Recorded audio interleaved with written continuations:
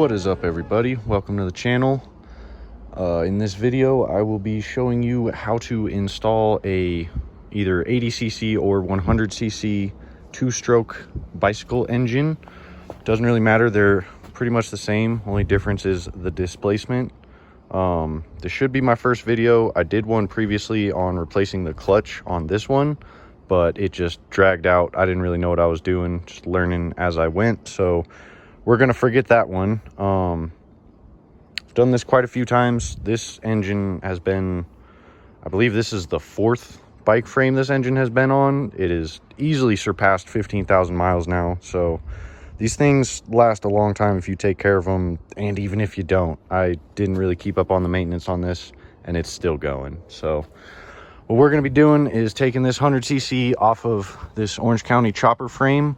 Haven't even put a mile on it yet. It's just kind of uncomfortable and still going through the break-in phase, and it's just not a very comfortable bike for that. So we're going to switch it over onto this purple Mongoose road bike, mountain bike, whatever. And then still got a lot of plans for this chopper. I'm going to end up taking the engine off of this ATV. It's a little 86cc four-stroke. I'm going to try to take that off, probably chop out that seat post and see if I can get that fit in there and make a little monster out of it. Okay, got all the gas drained out. Figure I'd go over all the tools you're going to need for this. If you have one of these bike multi-tools, you could probably get away with almost everything on this bike with just that, but it is going to be a pain in the butt just because of how clunky they are and hard to get into spots. I suppose if you did disconnect the individual parts off of it, that would make it a little bit easier, but overall all you're going to need is 2 number 10 wrenches, or just 1 number 10 and some sockets, or an adjustable wrench, but that'll be a little difficult too. So I'd recommend a number 10 socket and a number 10 wrench. You're going to need a number 5 Allen wrench, a pair of needle nose pliers for the chain, and a Phillips screwdriver, and that should handle just about everything on whatever engine you get. Forgot to mention on the tools, you're also going to need a 9/16 wrench for the bolts down here on the engine mount. So yep.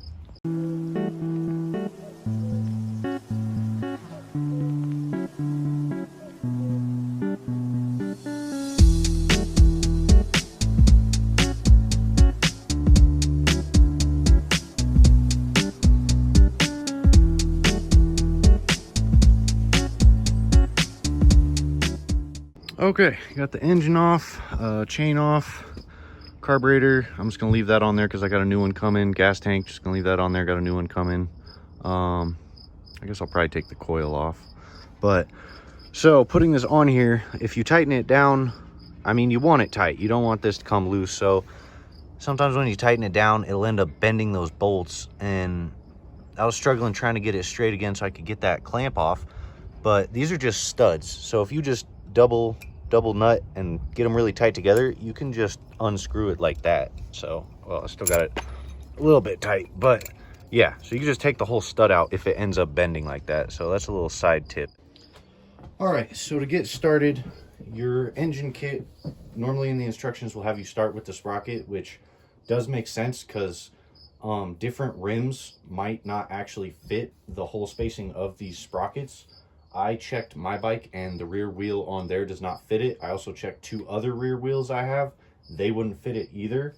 Ironically, the only thing I could find that had the right spoke spacing is a front rim, which isn't going to work. It's not wide enough to fit on the bike.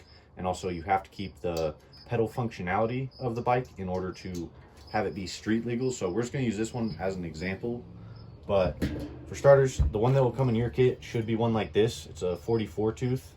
And you'll also notice that it's kind of curved off to one side. So you want to make sure that when you put it on your rim, that the curved side is going away from your spokes. So it keeps the chain further away from the spokes. So that's that. The one I'm going to be using, for example, is the one I bought, which is a 28 tooth. And it doesn't have any of that curve. So I guess it's not terrible if you put it on backwards, but we're going to be using this one just because it's smaller and stays out of the way better. And then another option you have which you'd have to buy a specific sprocket for this to work. I got this with the sprocket that is currently on the back of my mountain bike, but I believe people call this a clamp or something. So pretty much this just goes around the hub itself. I can pull this back up here. So this would go inside of the rim and clamp onto the hub, and they're a good idea. They definitely hold the rim a lot stronger, so you don't have to worry about snapping spokes or anything. I was using this before on my chopper bike, but it started to rotate and it actually did break a spoke once it did rotate. And for all my mountain bike tires, this doesn't fit any of the hubs either, so it's kind of hit or miss whether or not you want to buy these. I just do a lot of research on how big the spacers are on it and just how big your rim is. I think my problem is that all my rims are quick release rims, and these might be made more for like bolt-on rims. So this is another option, but it's not a guarantee. Okay, so let me show you how we would get a sprocket onto the rim. So, and it doesn't matter what size you get, they all have the same spacing for these 9 bolts. So you could have a small one, you could have a big one. The only difference with that is that a bigger one would give you more torque, and one of these smaller ones would give you more top speed, but you'd have to pedal the bike more to get it up to the RPM that it actually starts working properly. So you're gonna have 2 of these discs, and then you're gonna have to put a cut into one of them, just in between some holes, and that is just so that it can fit around the hub here. And then as you can see, the holes line up inside of each of these triangles, so this would be a rim that it does fit on. So not really sure why it doesn't fit on the other ones. They're super similar, but I guess this inner diameter is just a little bit bigger or smaller or something, so they just don't work. But so you'd have your one rubber on the inside, your next rubber on top, your sprocket over top of that. Get it lined up with some holes somewhere. And then we're just gonna do a couple of them just to make it quicker, I guess. So you want your bolts to go with the bolt head sticking out on the sprocket side. Get that lined up so that you don't have anything sticking out that might hit your frame. This is just as flush as you can get it. And then also you're gonna wanna jam something in here, whether it be some bolts or maybe some zip ties if it's a tight fit, just to keep that as centered as possible while you're doing this. And given it has wiggle room until you tighten these down all the way, so just before you really crank them down, make sure it's as centered as you can get it. So I'll do another bolt here into the other side, and I'd only do a couple at a time just because you're gonna have to keep flipping this over, and they're just gonna keep falling out unless you like duct tape them to the sprocket. So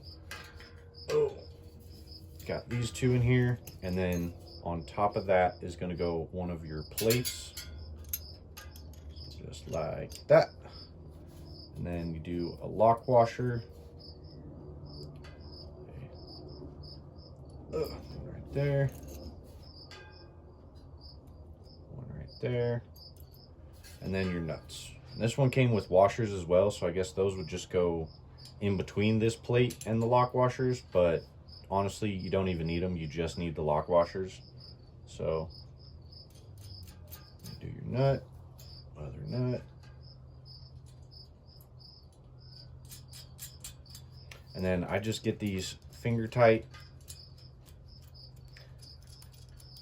and then just keep working your way around, getting them all on. And then once they're all on, I would flip back over to this side, and then you get your 10mm wrench on the inside holding the nut. Oh, that kind of scooted. Holding the nut on the back side, and then your socket or another 10mm wrench, and just do a couple turns, go to the opposite side, couple turns, opposite side, and just do your star pattern just like a car tire, just so everything gets tightened down evenly and is just one solid unit. So that's how you do it. Okay, and before we get started, what I would extremely recommend before even trying to put any engine parts, anything like that on the bike you choose, is to go over the entire bike. Make sure everything is tight, make sure everything is lubricated, chain is good, no bent links, everything works smoothly, cranks are on tight, seat is good, handlebars are good, because once you get it on there, you're going to be going pretty quick. So you want to make sure your bones of the bike are where they need to be. Before you install the engine, you want to have the carburetor on it so that when you put it on, here, let me just see if I can show you. Oh, one-handed. Okay. Oh, well, missing the back part that's supposed to go on it. But anyways, so when you put it on, you want to make sure that the float right there on your carburetor is as close to level as possible. It doesn't have to be perfect, but you want it close. So it helps to have the carburetor on while you're putting the engine on, just so you're in a good ballpark. And then the chain, you have the chain tensioner, so you don't have to worry about the chain being super tight just based off the engine. So I recommend putting the carburetor on first before you put the engine on. All right, just to make the engine fit better, I'm gonna take a little bit off of this little stud bolt holder, whatever. So we're just gonna grind that down with the Dremel real quick.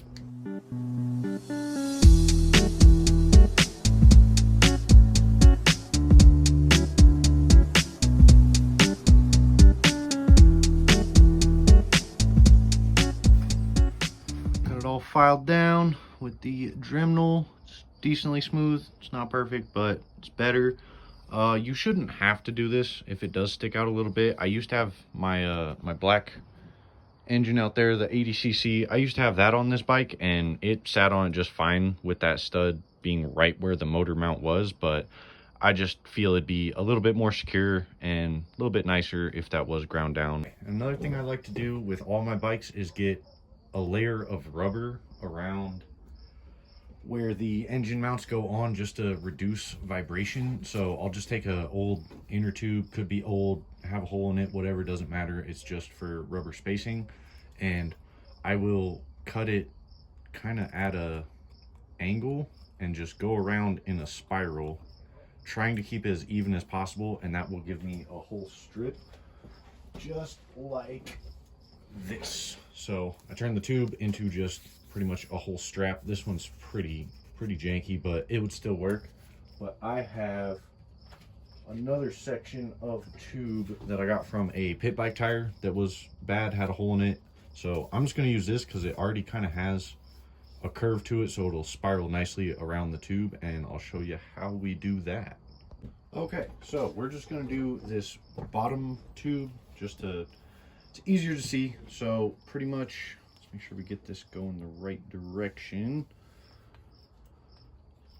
And you can do a little bit extra, because once you get the engine mount on it, that should hold it just fine, and you can trim it down if you want. But so you're going to want to hold it down on the end, get a good bit of tension on it, and then just wrap it over itself to start. Just hold that tight and just keep wrapping it around, and you can kind of see the groove where, or wait, it's up here. Let's do one more so we can show it a little bit better. Here we go, more like halfway. Get over there. All right, so then you can kind of see the notch where it's risen up from the layer below. So you just want to kind of match yourself off of that. So my next wrap, I'm going to try to just match it. And then we can see that the next layer is about halfway in the tube right there. So then our next wrap is going to go on that line. And that's just going to keep it kind of even and very level across it. And you want to make sure that you're keeping it tight the whole time you're going around. And that should do it. So we're going to do one more just flat with it. And then I'm just going to pull this down to my foot, maybe not. Okay, so I'm just going to hold that, and then you're going to need a zip tie to hold it in place. We're going to take that up a bit and just zip tie it down. Oh.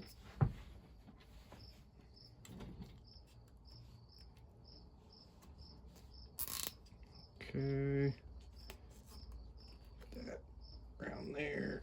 Actually, that might have been a little too much. We'll say right there.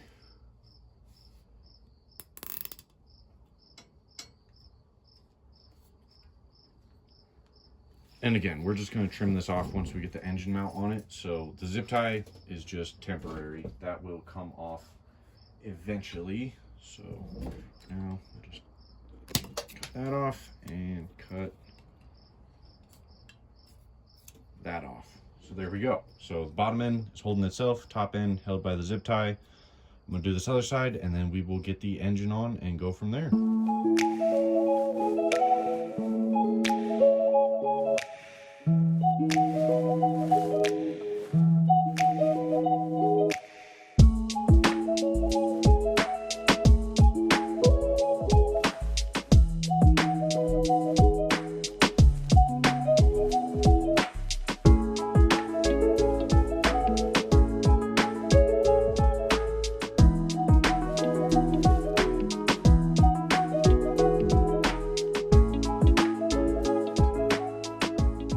Okay, so we got the engine on. I'm probably just gonna leave that extra bit of rubber on it just because. Don't feel like scratching up the frame.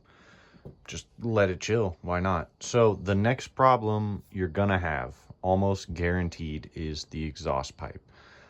I don't know what it is, but every single frame I've put one of these engines on, the exhaust pipe does not clear the pedal arm. I guess you'd call that the pedal arm.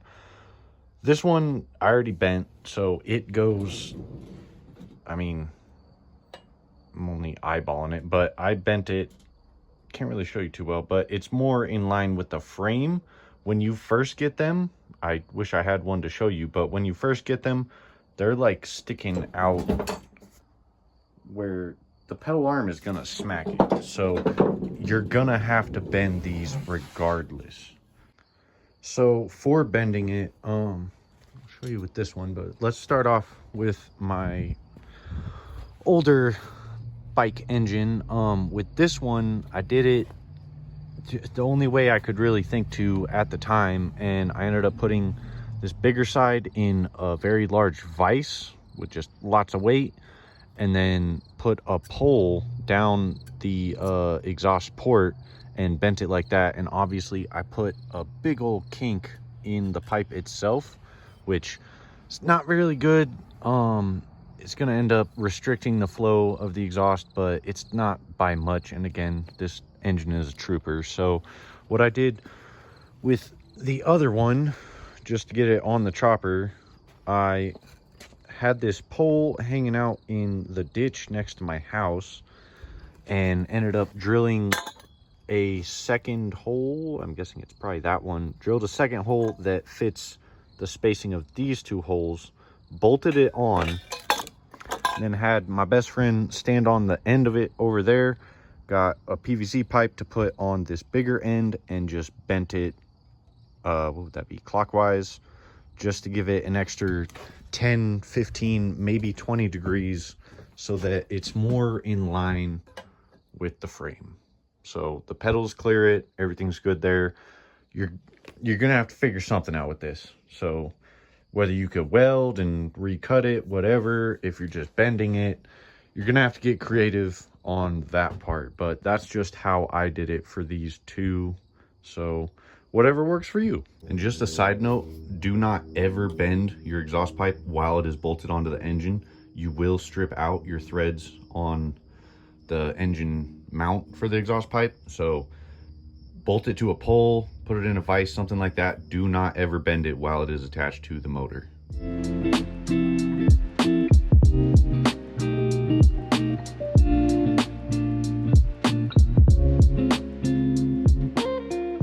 We're gonna move on to the gas tank. I'm gonna be mounting mine back here because it is so much bigger. And then I got the fuel petcock here on the back instead of the front, which I guess is going to be okay. I have plenty of fuel line, but at least it'll be on that side, so it will match up with the fuel intake on the carburetor. It's just going to be a longer hose, which just means more fuel capacity, I guess. So I'm going to take this off, and then I got a bunch of L brackets and random bolts and whatnot to kind of extend from the holes that are already on here to try and get something to match up with these. So I'll be right back and show you how I'm doing that. And then for the tips with the gas tank, the way you would be mounting it, so it'd be smaller than this for one. For two, you wouldn't have these brackets already welded onto the tank. It would just have studs, like bolts, sticking out of the bottom, and they're not welded on there too good. And you'll get a couple of these clamps, but you're gonna need 2 extras of these to make it work properly, to make it hold well. So you wanna first put some nuts onto those studs to raise it away from the gas tank. And then you're gonna wanna put one of these plates on top of those bolts, and then your next plate underneath it, while this is on the frame, of course, and then bolts underneath that next plate. So when you tighten it up, you're actually tightening off of the threads of the bolt itself. So it's just pinching it off the strength of the bolt instead of pulling on where it's welded to the tank, because those studs are not on there good, and it will always rip them off if you just give them ever so slightly too much tension. They just tear off so easy. I've torn off at least one on both of my other gas tanks, so that's why I'm happy this one has this extra bracket welded on. Okay, kind of skipped ahead. I was just struggling to get everything on, so just figured I'd get it done and I'll show you after it's done. So got our clamps back here. Had to space them out a little bit with some more lock washers there. That's all tight. Got the bolts in here. They clear the top lip. It's a little bit wonky on that side, but that's okay. And up here, cut a piece of wood just to space that up more so that the fuel wants to go more to the back so that I can use as much of the fuel as possible. And then got our other L brackets here. Again, a little bit wonky, kind of bent up. I don't know what I'm going to do about that, but if it holds, it holds. And then, yeah, just got the bolts on the top there. And seems pretty sturdy. So as long as there's not much vibration, it should hold on just fine. Clears the seat just barely, and I could probably raise the seat a little bit more anyway. So gas tank is on. Okay, so now that we got the gas tank on, I'm gonna do fuel line. Also got my rear brakes hooked back up instead of the front, because you're gonna have to get rid of one of your brakes when you put the clutch on, unless you have a brake cable or brake handle that can accept 2 cables on it. So I would recommend getting rid of the front brakes, because if you end up skidding or sliding, hitting some ice or sand, and you lose control, it's easier to get it back with the rear tire. If you lose control with the front tire, you're going down. So back brakes are definitely my recommendation. So let's get the fuel line on. I think I got plenty. Stopped at AutoZone and got 2 feet of fuel line. I'm thinking we'll run it like that. And then probably go through here. That up there. Oh yeah, that's plenty. I'll just zip tie it up there. And then don't forget your fuel filter as well. I'm thinking I want it more up here to the front, probably about right.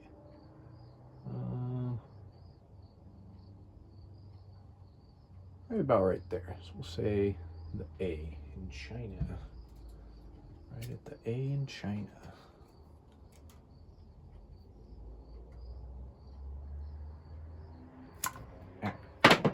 Okay.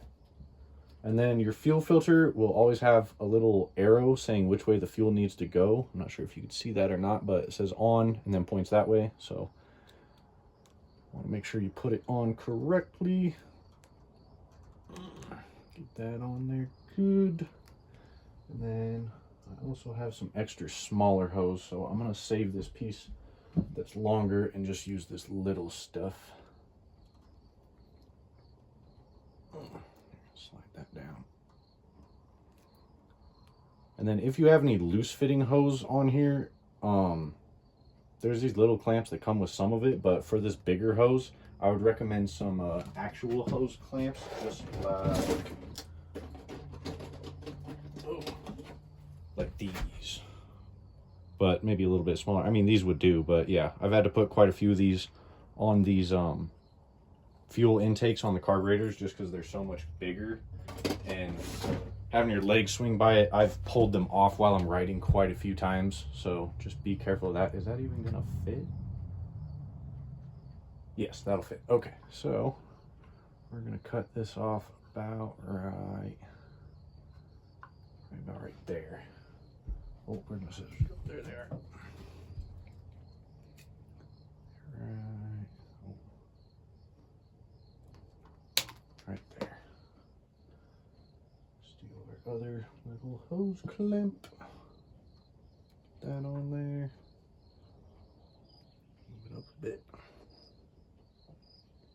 Just kind of work it on.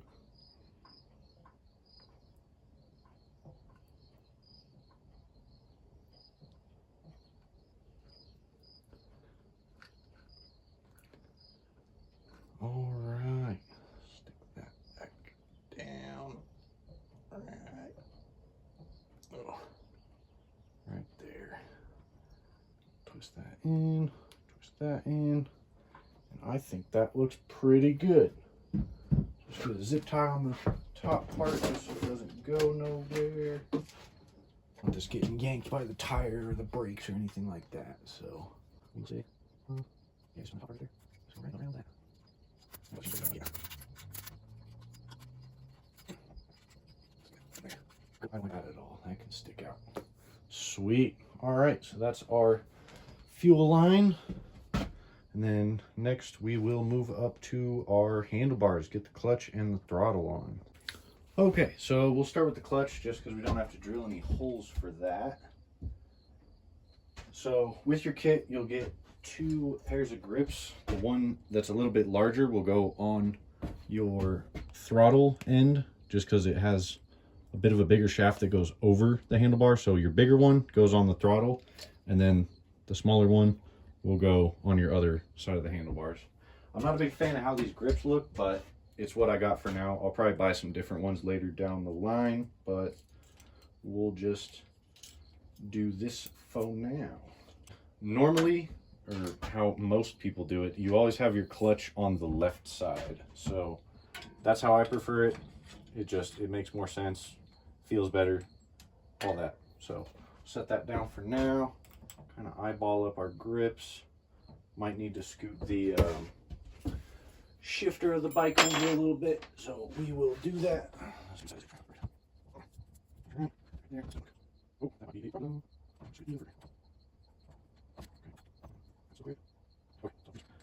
Tighten them up for now, but later on down the line we'll scoot this shifter as close as we can get it without it smacking into this, whatever you'd call that. And then just kind of keep our clutch in line with our brakes just so it's at that comfortable spot.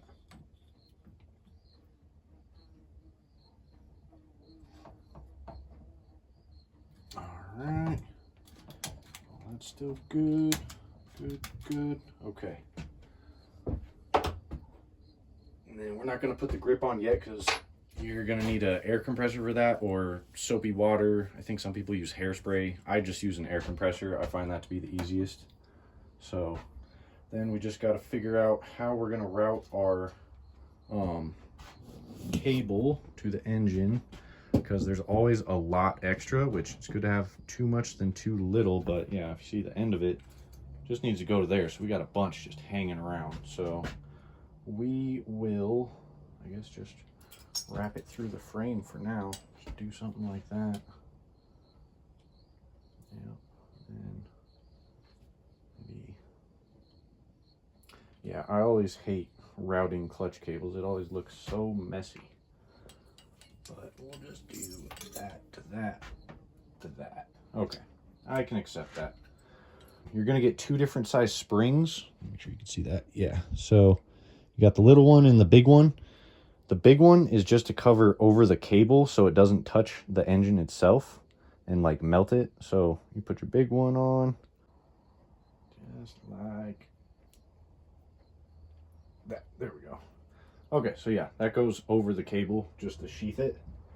And then you put your smaller one on. Or actually, no, don't put your smaller one on yet, because you got to get the cable through this port down here.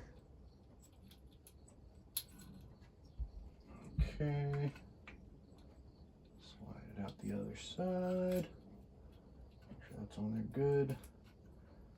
I'll just see if I can squeeze screw this back in.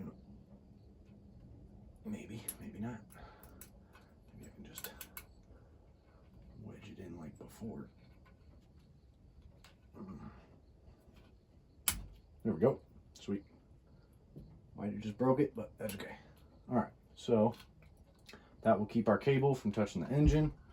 And we got our wire coming out this backside. So now is when you're going to put your small one on, which I've assembled the clutch without these, and it still works because the clutch lever itself has so much just like spring tension in it that it'll pull it back, but this is just kind of for redundancy, I guess.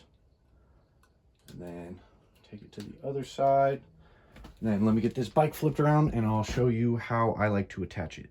Okay, so now getting the cable into the clutch bar thing, what you're gonna need is a pair of pliers. Needle nose are probably the best, or even some vice grips might work, but they might kind of crunch the wires up a little bit. And then just a Phillips screwdriver or whatever kind of screw you have here on top. You're gonna take the end of your wire, make sure you got your spring on it. You're gonna feed it through this hole, get it tight, and then you're gonna get your pliers,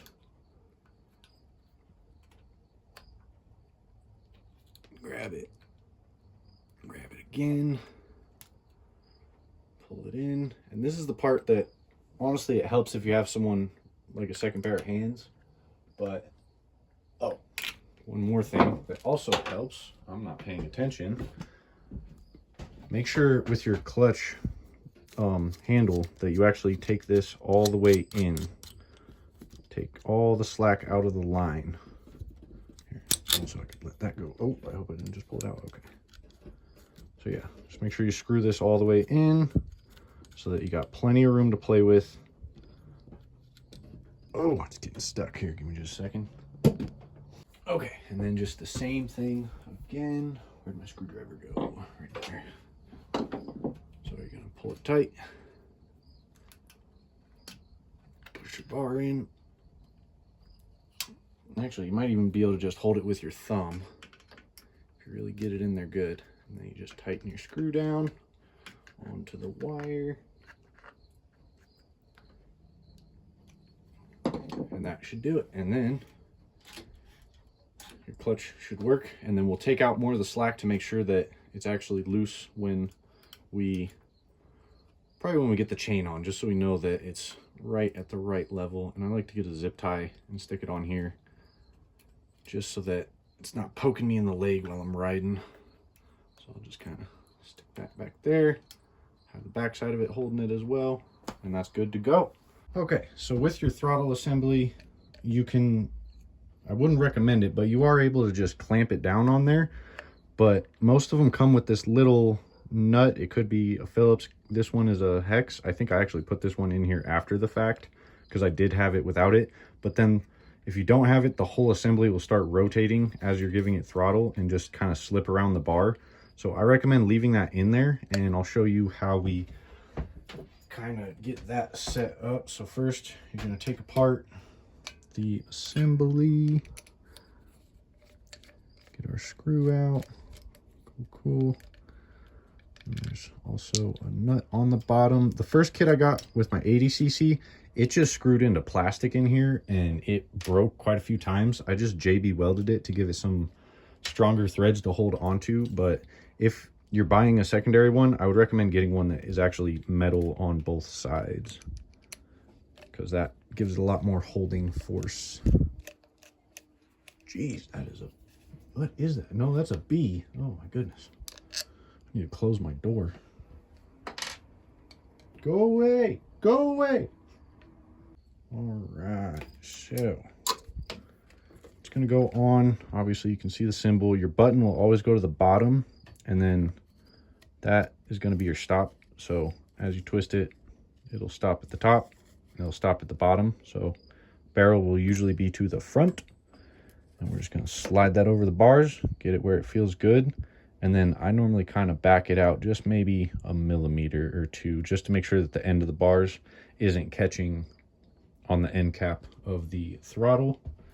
And then we're going to take a look at this, and we can see if we had it lined up like that, that our pin would fall roughly, I mean, the starting edge of it would be at the ending edge of the hole. So getting this right where we want it, that's where we'll make our mark. And then if we said it started there, ended there, I want our throttle a little bit pointed up, just a hair. I'll say right about there. Should be our mark. Note that like that. Yeah. So I'll just make a little X right there.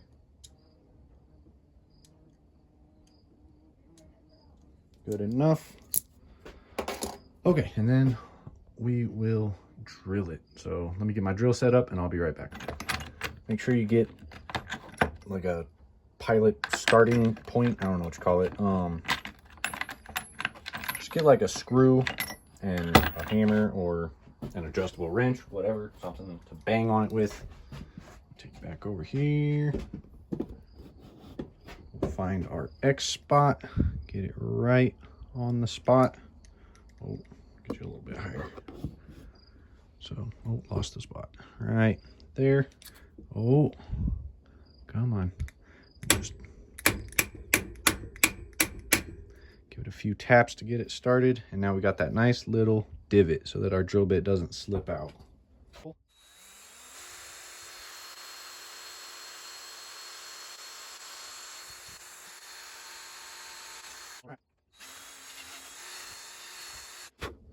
Let's see, how about now?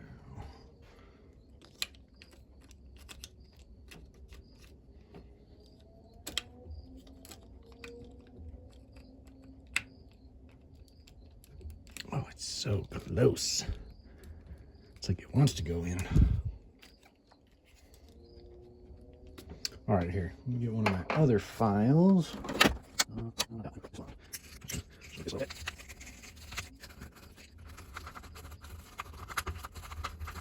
All right, let's see what that did.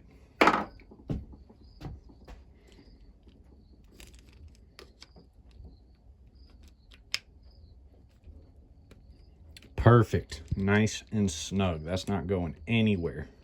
Again, don't have to go crazy tight because that bolt that we drilled the hole for is gonna do all your twist holding. So boom, that is perfect. It's not hitting the end of the bar and we are good to go on that. So now we're gonna route these cables. And then you will also notice on the bottom of your throttle, you got this kind of L arm dealy-do. So normally I have that pointed towards the center of the bike, or pretty much towards the frame.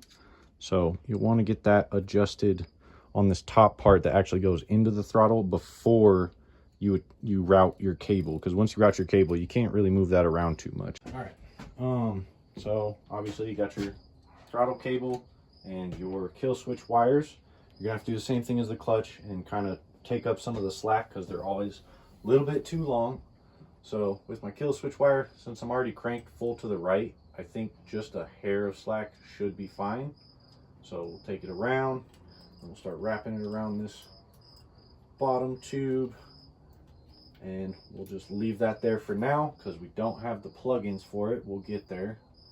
And then our throttle cable, we'll take that around maybe once. Oh, that came undone.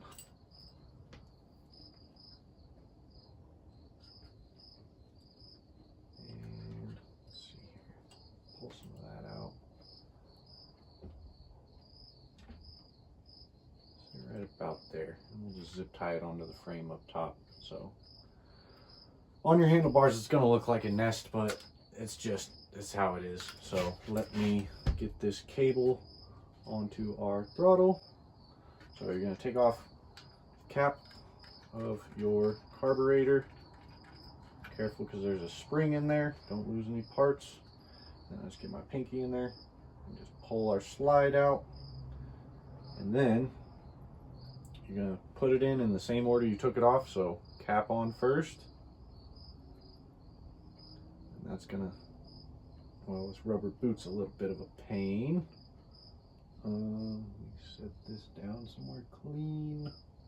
How about that towel? There we go, that's clean. So just kind of work this boot over the end of it.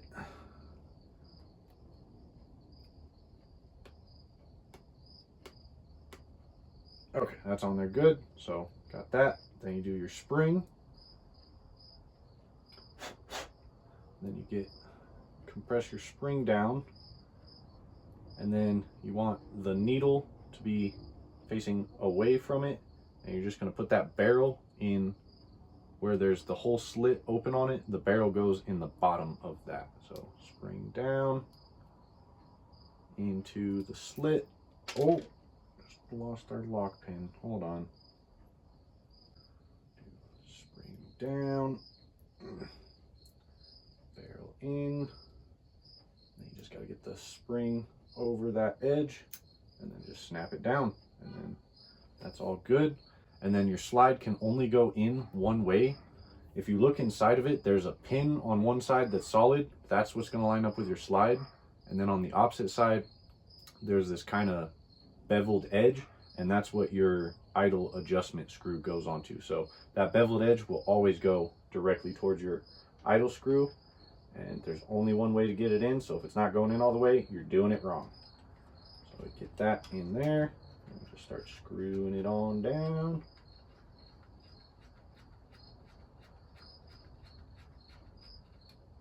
Get it tight, and that's our throttle cable. I'll just stick that up there for now. Yes, I know this brake cable is super loose. We'll get to there when we get to there. So then next, what all of our wires are going to plug into is our CDI box. So this just tells the spark when to spark. So I think I might just put it up there. No, I'm not going to be able to do that because of our wires from the engine. So we're going to have to put it probably about right there, I think. I'll do it on the other side of that.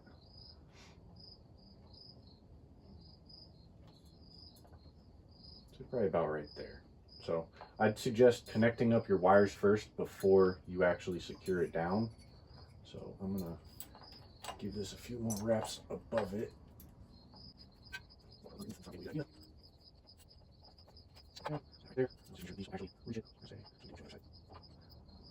So you're going to do black to black, red to red. So red in that one. Make sure it's in all the way. And our black in the black. In all the way. And then if yours has a white, that is just for, like if you had some headlights or anything that needed to run power. So we're not worried about that for our setup.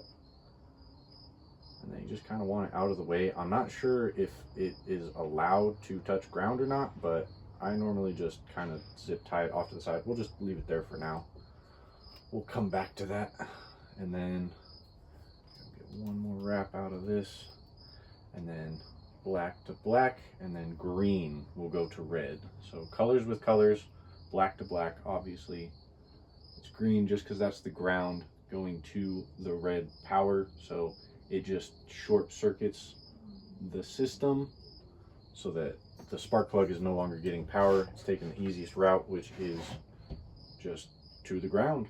So black to black, green to red. It'd probably be easier if I was on the other side of the bike, but we're just doing it the difficult way. Okay. Seems good. And just want to make sure that none of these wires are going to be touching your exhaust pipe. So I want to keep that one extra wrap up there. And then, yes, nothing is touching. And then we'll zip tie everything up a little bit better. Probably just to that point when we get these zip ties on. So let me show you how I like to do that. Watch out, drill. I'll get a few of these just normal size zip ties, and then I'll stick one down the hole. These holes were like made for zip ties. They're the perfect size. So one in there. Actually, I can just get away with two. Sweet. I normally always use smaller zip ties, so this will work even better. And here, I'm actually going to do it the opposite way so you can see what I'm doing a little bit better. That through, oh, I didn't even get it. Where's the hole? There it is. Okay. So send that through there. So stopping on the top, similar, just like this one's looking. But this one, pull it back out. We're going to send our cable through the bottom. And then actually, I'm going to rotate this around so that our strip side that it actually wants to lock onto is facing out. I'm going to take my other zip tie and just click it on down. And then just get it as tight as I possibly can. I think I can get one more click out of that.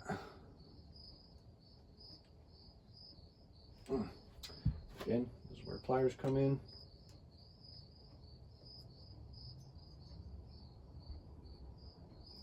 Surprised it didn't click. Oh, well, it didn't click, but that is solid.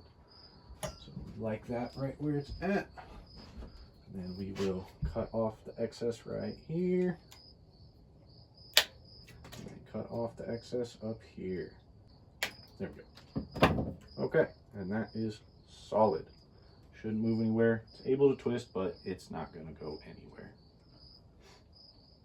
So now we just get to start zip tying everything else up, and this is where I'll start using my really tiny zip ties.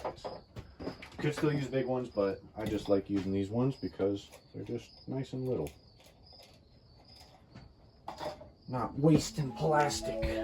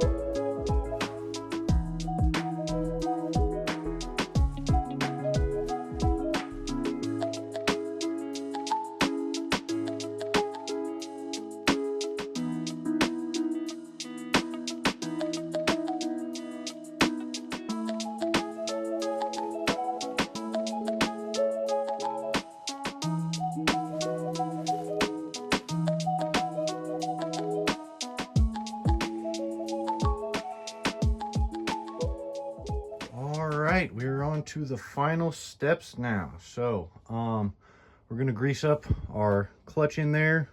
We're gonna grease up the gears in the other side, and then I guess we're gonna get the chain on. I got the rim off of the mountain bike, took it off of there, put it on here. It's a bit of a pain getting it in, but it is on there. I also forgot my saddlebag, so I took all that off and then got it slid under the gas tank, so that is good to go now. Adjusted the brakes, so we are just about finished. So for the grease, I'm not really sure what this used to say, but pretty much any kind of heavy automotive grease that deals with high temperature should do the trick. So make sure you're using grease, not oil. We're gonna pop this plate off and see how it's looking in there. I'm pretty sure I already greased this up before, but we're just gonna take a look.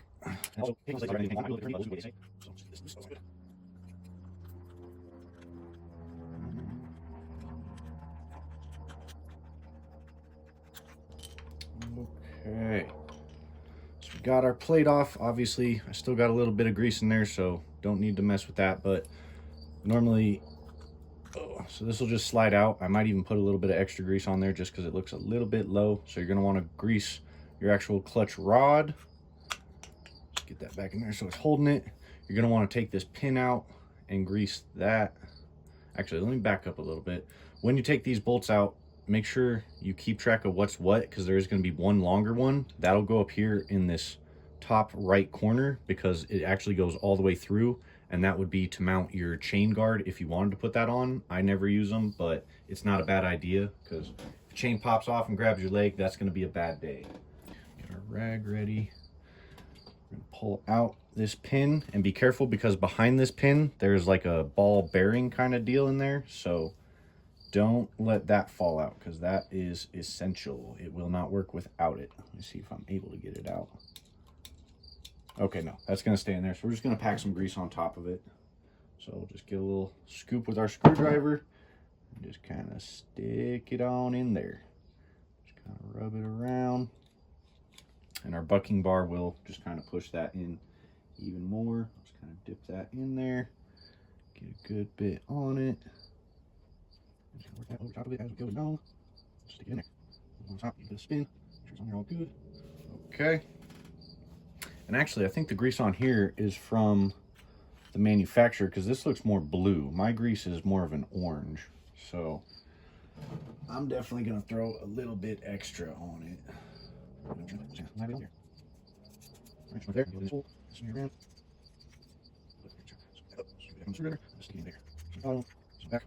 Stick our bar back in.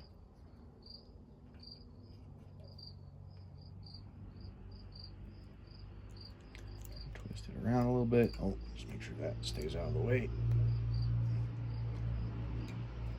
Just get it in there nice and good. And then we're good to put it back on, but let's get the chain on first. Okay, so I'm gonna backtrack a little bit. We're gonna end up just using the chain off of the mountain bike just because it's a little bit better fitting. The other one is way too long. I'll show you how I would take off links if need be, but let's just get this off. I did it a little bit of the difficult way yesterday. It makes it a lot easier if you have the spark plug out, because then there's no compression. So you're gonna have this tool that comes with your engine. That's for the spark plug and also for this nut, bolt, whatever that's on your front sprocket. Take out our spark plug, which normally you'd be putting in your spark plug last anyways. So this was just already on here because I was already running this engine on the chopper bike. So let's take this back off. See how it looks. Looks perfect. Cool. So then with that off, it should make it a lot easier to take this chain off and put it back on. So we're just gonna, yeah, then it spins so much easier. You don't have to fight it, because that compression can be a pain, which you can still get it on there even with the spark plug on, but this just makes it a lot easier. Okay, now we got the mountain bike chain on there, so hopefully this is a better fitting size. And it's still gonna have a good bit of slack in it just because of the chain tensioner. But let's see here. Actually, let's take this around the other way. And I guess instead of the clutch on the handlebar, you could just push this pull in. Oh, that feels weird on my thumb. It's gonna take a good bit of force, but if you push that in all the way, then you should be able to just pull it. And there we go. We'll say right about there. I like to work on the top instead of the bottom.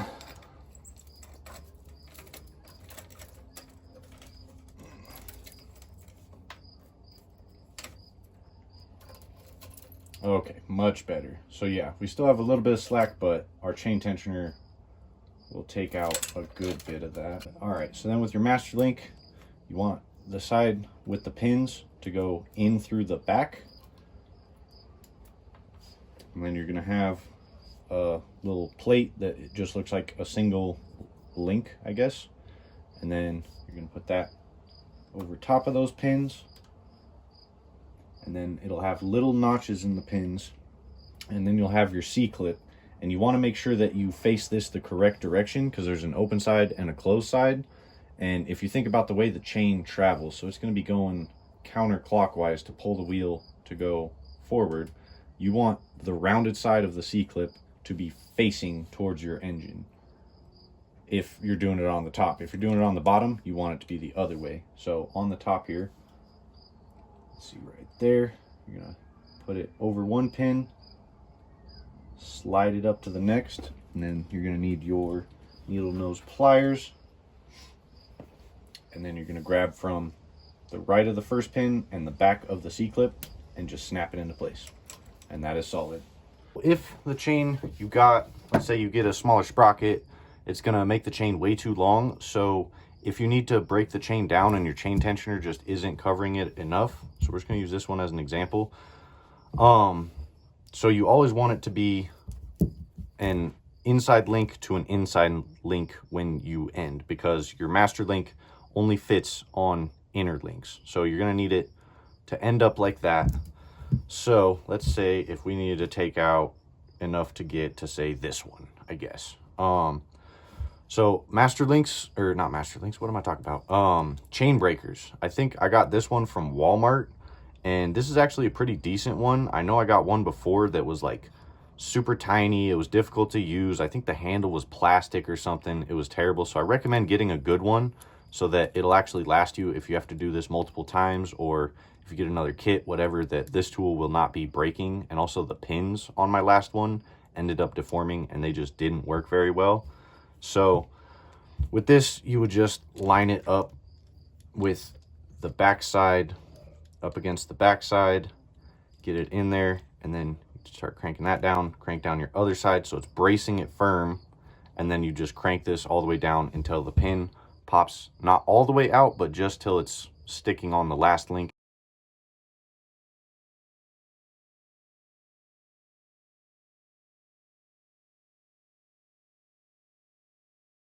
And then you should be able to twist these and kind of maneuver your link out of there. But if you don't have one of these, you could kind of finagle something together, but I like to save all my extra links and stuff just in case I need to add more on, or just have extra parts for some other project. So I have this one link with one pin, and then I have one of these center barrels from the inside of some chain. So I'd have that braced underneath, and obviously you'd want to do this on something solid like a piece of metal, a brick, something like that. And then you'd put the link you're trying to pop out over top of that ring so that the pin has somewhere to go. And then you could just use a screw, and you might also want to grind this down a little bit, get it smooth, so that, because they're kind of mushroomed out, so it's going to be a pain trying to get it to pop through unless you grind this down a bit. But this pin, you cannot use it anymore if you do that. So once you get it ground down, you get a nail or a screw or something and just carefully hammer that through. I would recommend holding this with a pair of pliers so you're not mashing your fingers on accident. And you just push it through till it gets to this backside, and then you're going to need to raise it up even more. So that's kind of why I have this other link, so that I can brace it a whole link height and then just have that pin fall into this one. And I believe this one's even bigger, so it would just kind of slide out anyways. And then also I like to keep this one because with this loose pin inside of it, I can actually line it up to the pin I'm going to.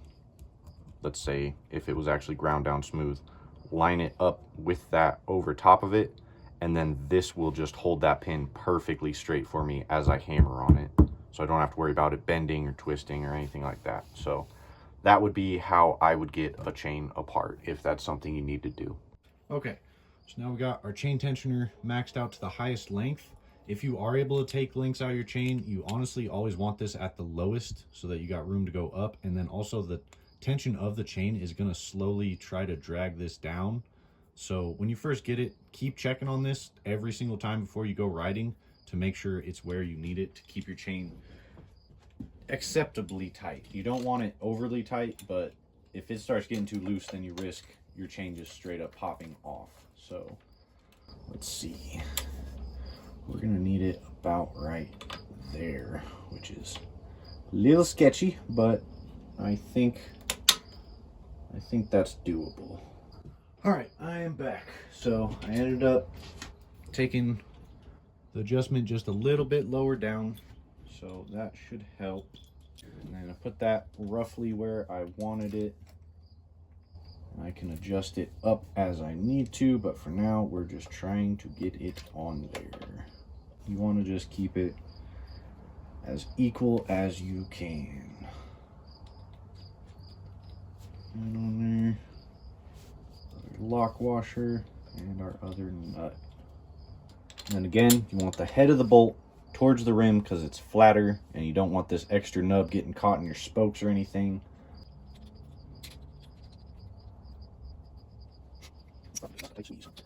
Start bringing it down, making sure that it's staying in line with your sprocket. I think that's pretty close. Just do a little bit on one side, a little bit on the other, just keeping it even. Because you tighten the bottom, it's going to pull it away from the bike. You tighten the top, it's going to pull it towards the bike.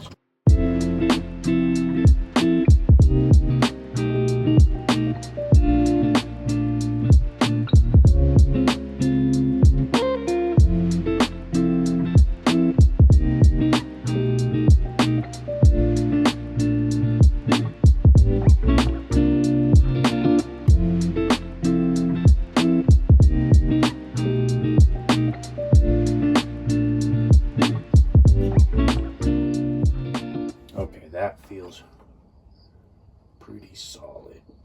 I think that's just me bending it instead of it actually twisting. So now we'll start cranking up our tensioner.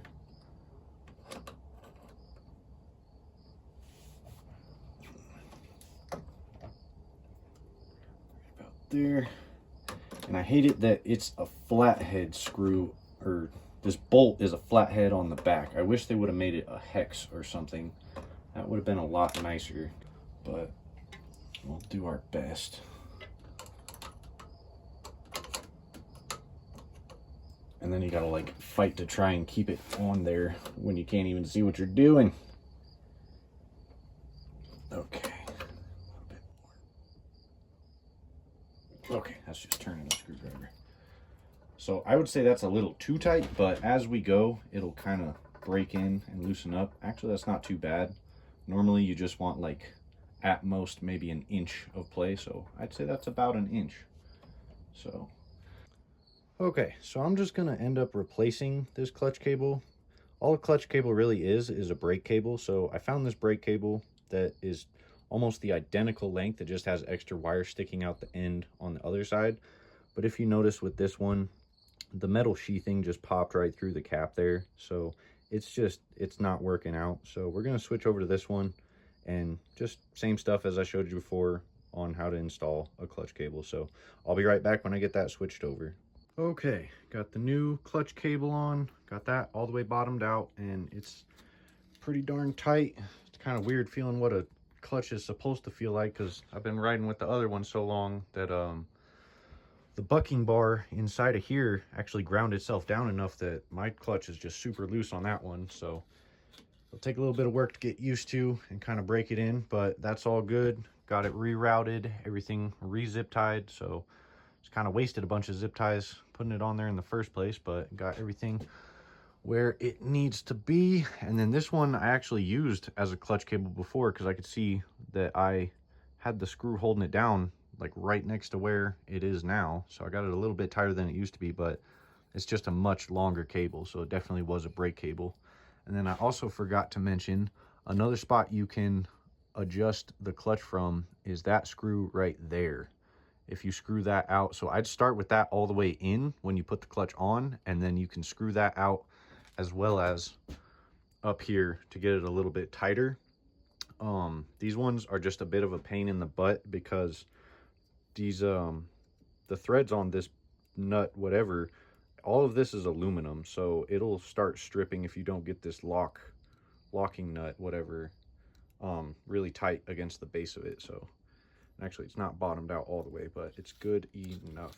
You got your lock, and yep, so now it spins.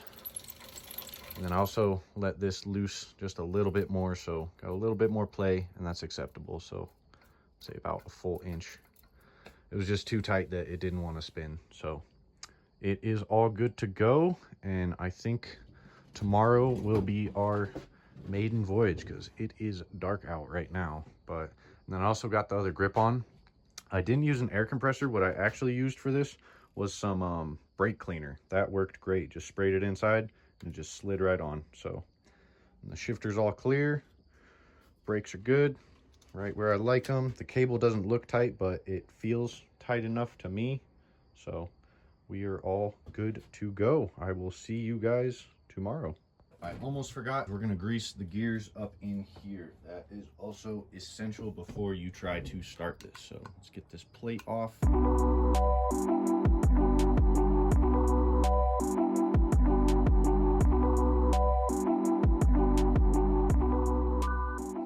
Okay, and you shouldn't have to keep track of which screw goes where because they're all the same size. And I like to leave the top one in for last just so this doesn't fly off all uncontrollably. Just carefully pop it off because it does have a gasket. That is a very tight fit in there. We'll leave it how it is, but yeah, there is no grease in there. So apparently I never even greased it when I first put it on the chopper bike, so I messed up.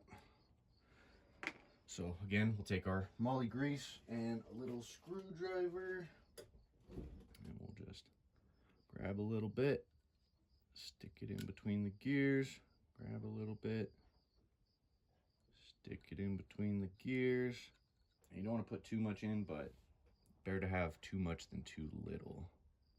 And again, you definitely want to use grease, not oil, because right behind this plate is your clutch pack. So with my 80cc, why I did that clutch rebuild was my gasket on here wasn't sealing right, and my carburetor was just leaking. I think the hose popped off at some point and it dumped a bunch of gas on this top plate, and that just leaked right inside, and the gas with the 2-cycle oil got all over my clutch pack and just made it not grab anymore. So that was a problem.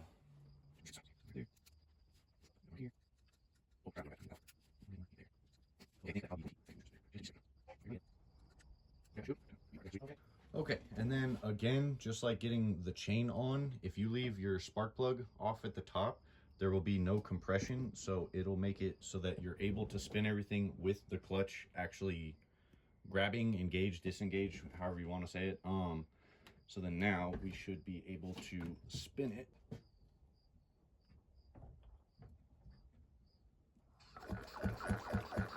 There we go.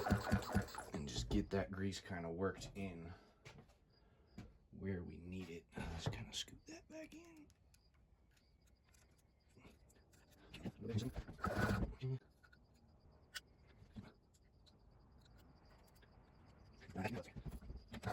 Okay, let's wipe that down and get our plate back on.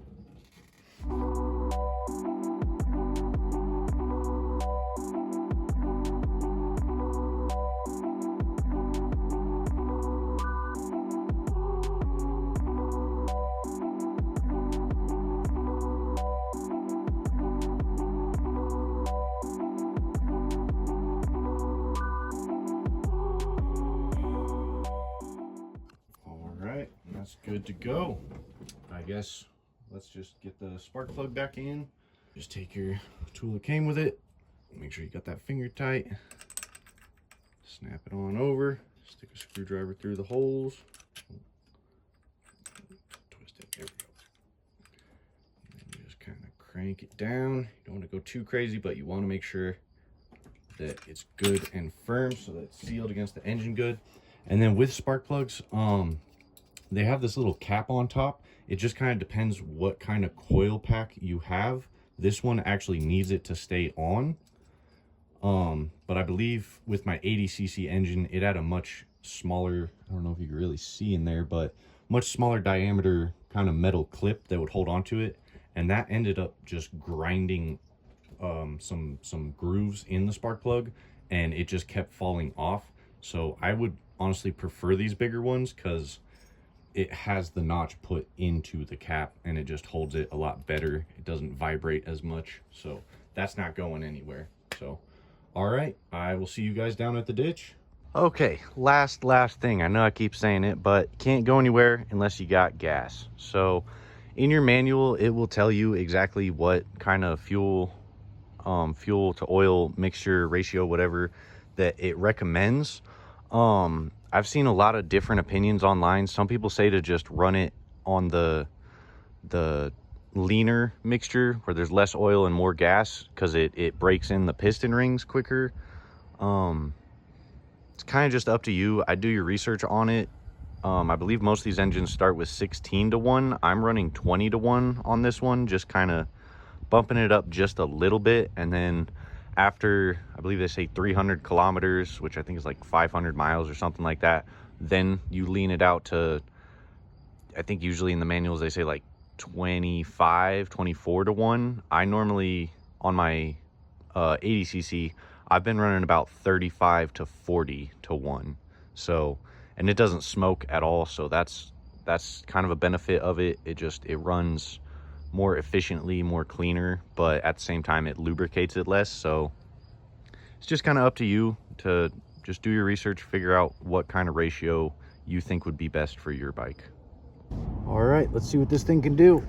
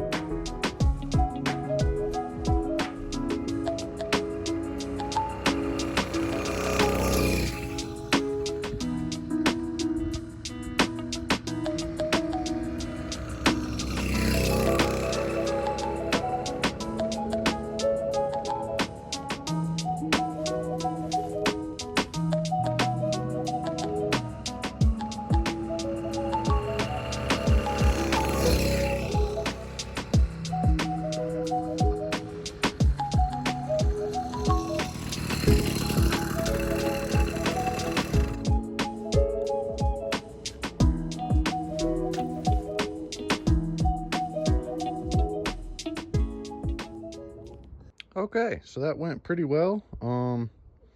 Still kind of bogs out on the top end. I think that's just because it still needs to be broken in. Once I hit that 500-mile mark, maybe a little bit before it, it should start running absolutely flawless. But yeah, everything seems to be working good. I do need to get the throttle a little bit tighter. It's got quite a bit of play in it before it actually wants to engage. So for that, I'm going to use another one of these pieces, pretty much the same as what's on it in a way, or like what you'd find up here on your brake cables. So it's just one of those, and I'm going to jam it right in there, and then that will give me even more adjustment to take out. But I need to lower the adjustment under this cap first. Can't really see it, but yeah, there's that guy. I need to take that down first, and then I should be able to get that other piece in, and I'll show you guys when I get that done. Okay, so we got that piece all the way bottomed out, so I could slide that cap back down if I wanted to, which I probably will here in just a second. And then I can get this set up right. If you look right in there, get a little bit closer. Focus. Thank you. So now that we got this extra spacer piece in here, and there's still just a little bit of play in the throttle, we can just slowly unscrew this until it wants to stop twisting, and then we'll just lock it down right there. And then now our throttle is right where it needs to be. So that is how you do that. All right, if you have made it this far, then this is the end of the video on how to install an 80cc or 100cc engine on your bicycle. I hope I made it decently clear. I know the instructions on them can be kind of difficult, so maybe I'm a little bit better, maybe not, I don't know. But I want to thank you so much for watching all this and dealing with all my rambling. I would appreciate it if you dropped a like and subscribed. I'm going to have some more videos coming when I can. The chopper bike definitely being a next big project, so I'll drop some little stuff here and there, but that's going to be a big project. Not even really sure where to start with that one besides just taking the engine off the ATV, so we'll get there when we get there. But thank you so much for watching, and I'll see you guys soon.